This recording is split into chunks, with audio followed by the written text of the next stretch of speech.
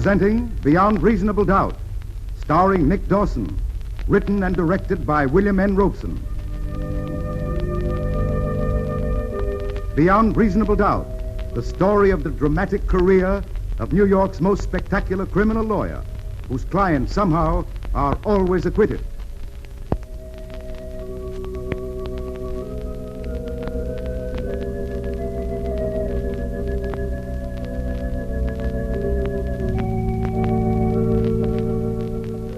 Moore is now involved in a case which he has little desire to handle, a case of murder.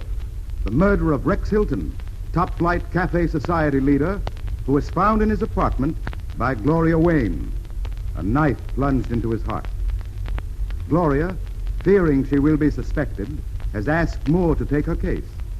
When the district attorney, who is seeking an excuse to have Moore disbarred, discovers that Gloria has fled to Moore's apartment, he gives the lawyer 24 hours to produce the girl or face a grand jury indictment as an accomplice. When Moore returns to the apartment, but here's Nick Dawson in the character of Stephen Moore, so we let him carry on. Well, when the district attorney began to threaten me, he made up my mind. I'm going to take Gloria Wayne's case, even though I'm convinced that she's guilty. That is, I'll take her case if I can find her. Ann Clark and I have just returned from the DA's office. And here we found Cuba, my houseman, locked in the bathroom, and the Wayne girl gone. Just a moment ago, she telephoned. Said she was sorry that she'd caused me so much trouble. And before I could tell her that I'd decided to take her case, she hung up on me. Well, what are you going to do, Stephen? I don't know yet, Ann. Take it on the lam, boss. I told you yesterday you ought to take a powder. Oh, be quiet, Cuba. I've got to figure this out. What did she say? Well, she apologized for putting me on the spot with the district attorney by breaking in here yesterday. She also apologized for putting me on the spot with you by staying here last night. And she said she wouldn't cause anyone any more trouble. She said it so fast I didn't get a chance to tell her that I was going to help her. Can't you trace the code? Not a chance. Oh, gee, boss, you promised to give her up in 24 hours. That's right, Cuba. Listen, boss, I can have you in Canada in less than that if we drive all night. No, listen, I'm not running out. I've got to find Gloria Wayne for her own sake as well as mine. What do you mean, Stephen? I don't like the way she said she wasn't going to be a bother to anyone anymore. I'm afraid we may find her in the river if we don't get busy. Oh, Stephen, no. She's in a pretty desperate frame of mind. Well, can you blame her? Hardly. Okay, boss. You want me to go out and look for her? Where are you going to look? All around. I'm afraid your heart wouldn't be in your work, Cuba. Look, boss, it seems we're all in this beef. And if finding that doll gets us out of it, I'm going to find it. Just a minute. Hello? Moore? Oh, yes, Mason. I thought you'd be relieved to know that I'm not going to ask the grand jury to indict you. Well, that's nice. Why the change of heart? Well, we seem to have had you wrong on that girl. Oh, so you found that out? Yes. You won't have to bother bringing her in. We'll have her at headquarters in half an hour. Say, what is this? I hated to do this to you, Moore, but your telephone line's been tapped since last night. We just heard your conversation with the girl, and I'm convinced you're in the clear. Well, that's fine, but where is she? After all, she's my client, even if she doesn't know it yet. That's your affair. Now, listen, John, don't try any funny business. You can't keep her incommunicado. I won't. Well, where is she? Well, the boys are out after her now. We traced the call. She phoned from a booth over on 8th Avenue. Whereabouts? Take it easy, Moore. The boys will have her back in no time. Oh, sure, I know, but just the same, do you mind telling me where she was phoning from? Well, it was a stationery store between 53rd and 54th. Aronson. Okay, thanks, John. Stay away from there. Oh, sure. But you will let me know when you bring her in, won't you? Sure. Call you right away. Thanks, John. Goodbye. What is it, Stephen? District Attorney's Office have traced Miss Wayne's call. How could they do that? Have this phone wire tapped. But they're not allowed to do that, are they? All depends on what side of the fence you're on as to what you're allowed to do. If I tap the telephone wire to get information on a case, that'd be illegal. If the law taps the wire, that's okay. That's in the interest of justice. It's sort of confusing, isn't it? Yes, Ann, it is. Where was Miss Wayne calling from? From a pay station over on 8th Avenue. Well, it's a relief to know that they found her. Well, they haven't found her yet. But they've sent some men over there. I doubt if she'll get far. You'll probably pick her up heading for the river. Cuba. Ah, don't worry, Miss Clark. She won't make it before they get her. It's 4 long blocks. Oh, that poor kid.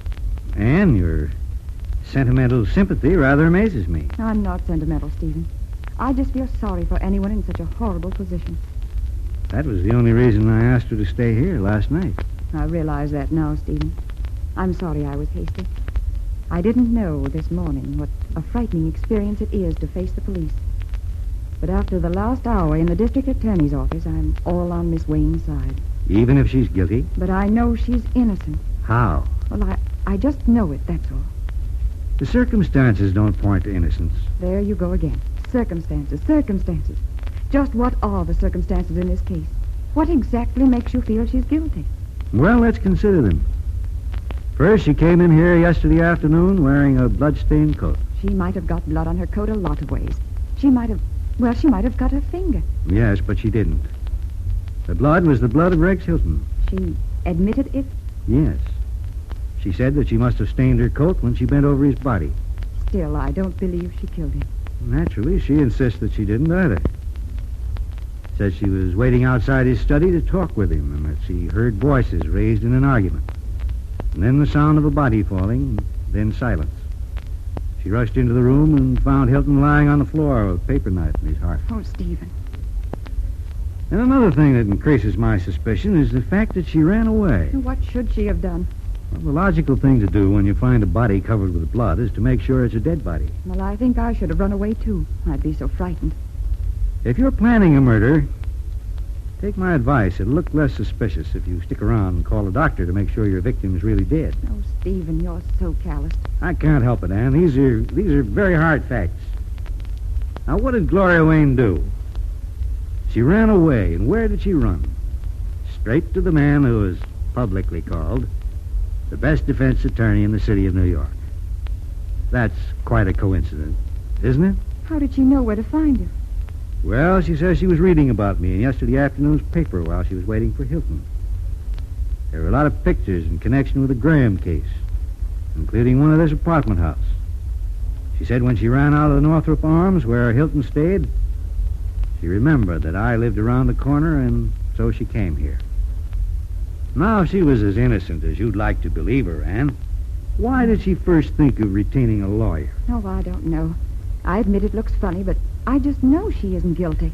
What do you think, Cuba? Boss, you know what I think. That doll's dynamite. She's liable to do anything. Cuba, do you know what it means to have the police after you? Do I know what it... Well, yeah, Miss Clark, one did come after me. Once. Oh, yes. I was forgetting. Yeah, well, I ain't. I stay away from cops just as far as possible. You see, Stephen, and don't you think it's natural for Miss Wayne to want to protect herself? Yes, Anne. But she's just a little too smart. Why, it's almost like some cases I've heard about. Cases in which the attorney was retained before the murder was committed. Oh, Stephen, that's ridiculous. Not at all. I remember one case in particular. It was on the Pacific Coast where a Chinese came into a lawyer's office and laid a sack of gold coins on his desk. The lawyer asked what it was for. And the man said that he was going to kill a man from a rival town that night, and the money was to take care of getting him acquitted. The lawyer took the money and the case, and the Chinese went free. Well, Gloria Wayne isn't Chinese, and she isn't guilty. Well, guilty or not, I've said that I defend her. But at the moment, for the life of me, I don't know how. You'll figure out a defense for her, Stephen. You always do. Yes, I always do, but only on the cases I'm interested in. On the cases I'm sure of. I don't like any part of this case. Are you sure, Stephen? Of course I'm sure.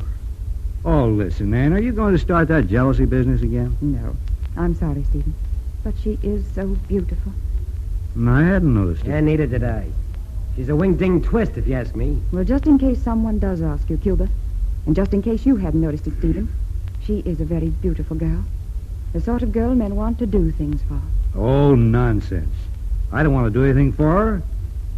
I certainly wouldn't defend her if I didn't have the district attorney hanging this barman threat over my head. Whom are you phoning? I want to have another talk with Mason. Well, Do you suppose they've already arrested Gloria? I doubt it. Hello? Hello, John. This is Steve Moore again. Yes? Have your boys brought in Miss Wayne yet? No. What's the matter? Are you slipping? Well, they just called. No one in the store where she phoned had ever seen her before. And they didn't notice where she went. It's a little tough, you know, to pick up someone you've never seen before. Particularly in New York City. Yeah, I suppose it is. Yes, but don't worry, Moore. We'll find her all right. Oh, I'm sure you will. Yes, I'll let you know. After I've talked to her. Yes, I guess I can't prevent you from doing that. No, I guess you can. So long, Moore. So long. That's all I wanted to know. What's the matter? The DA's men haven't found her yet. I didn't think they would. None of them have ever seen her. They haven't even a description of her. Well, what are you going to do? I'm going to find her myself. That's what I'm going to do. Come on, Cuba. Okay, boss.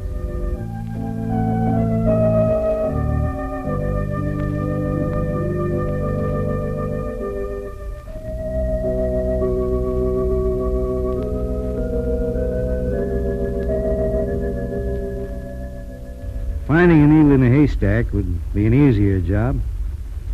But my goose is cooked if I don't find that girl. Because John Mason is certainly going to do his best to throw me out of the profession. He may pretend to be friendly. But the fact is he hates my... Well, he doesn't like me.